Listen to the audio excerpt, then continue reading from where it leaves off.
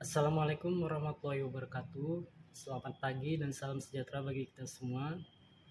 Kami dari kelompok 1 akan mempresentasikan hasil diskusi kami tentang penilaian dan evaluasi pemahaman dalam UBD. Ruang kolaborasi topik 4. Sebelumnya saya ingin memperkenalkan terlebih dahulu nama-nama dari anggota kelompok kami, yaitu saya Aji Sukma sebagai moderator dan pemateri, Eyana Shali Siregar sebagai pemateri, Ria Nita Fitri sebagai pemateri, dan Firmauli Sinaga sebagai pemateri. Baik, selanjutnya kita akan masuk ke dalam pembahasan. Evaluasi dan penilaian dalam UBD pada aspek menjelaskan, yaitu yang pertama ada akurat, yang kedua koheren, yang ketiga sistematis, yang keempat dibenarkan, dan yang kelima prediktif.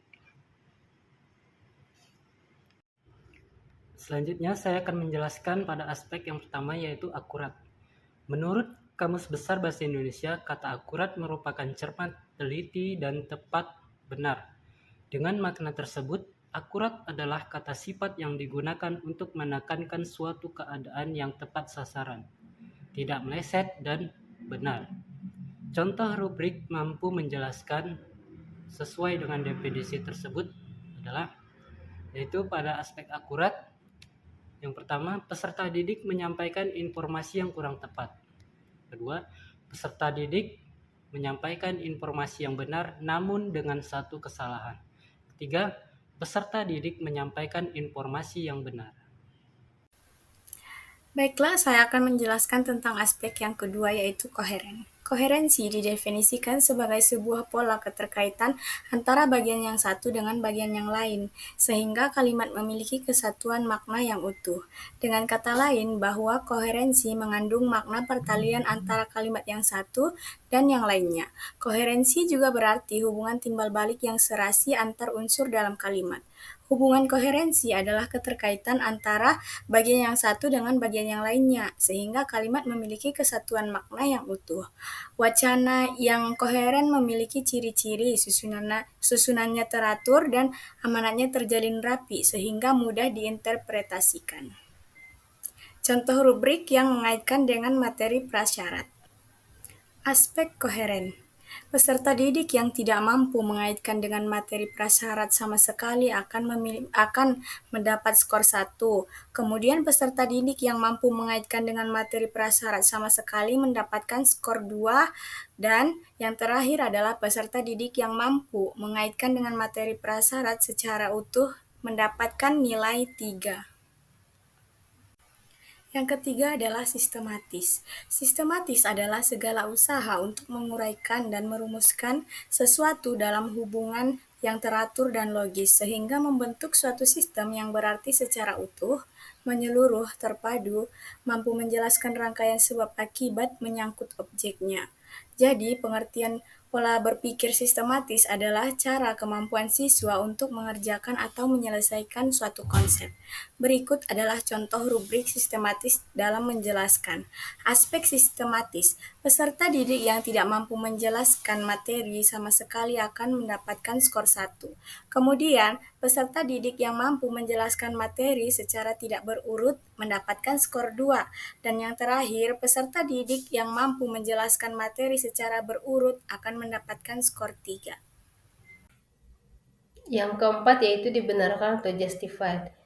Dibenarkan berasal dari pengetahuan subjektif yang artinya pengetahuan yang belum diketahui kebenarannya atau keabsahannya. Menurut Kamus Besar Bahasa Indonesia atau KBBI, arti kata dibenarkan adalah termakbul atau arti lainnya dari dibenarkan adalah berhasil. Contoh rubrik yaitu mampu membuktikan pengetahuan yang dimiliki. Aspeknya adalah dibenarkan. Kriteria penilaian untuk skor pertama yaitu peserta didik hanya mengungkapkan pengetahuan yang dimiliki yang berasal dari orang lain serta tidak dapat membuktikan pengetahuan yang dimilikinya adalah benar. Kriteria penilaian skor kedua yaitu peserta didik mampu mengungkapkan pengetahuan yang dimiliki dari pendapat sendiri membuktikan pengetahuan yang diungkapkan adalah benar. Kriteria penilaian ketiga yaitu peserta didik mampu mengungkapkan pengetahuan yang dimiliki yang berasal dari diri sendiri dan mampu menjabarkan secara rinci dan dapat membuktikan pengetahuan yang diungkapkan itu adalah benar. Yang kelima adalah prediktif.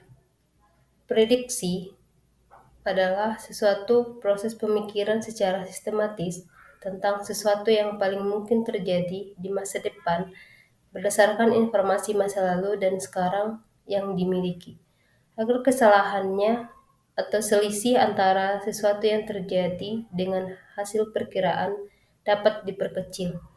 Prediksi tidak harus memberikan jawaban secara pasti kejadian yang akan terjadi, melainkan berusaha untuk mencari jawaban sedekat mungkin yang akan terjadi. Langkah-langkah siswa dapat memprediksi. Peserta didik memenuhi aspek prediktif pada menjelaskan jika dapat melakukan prediksi tentang sesuatu konsep dengan mengaitkan konsep sebelumnya.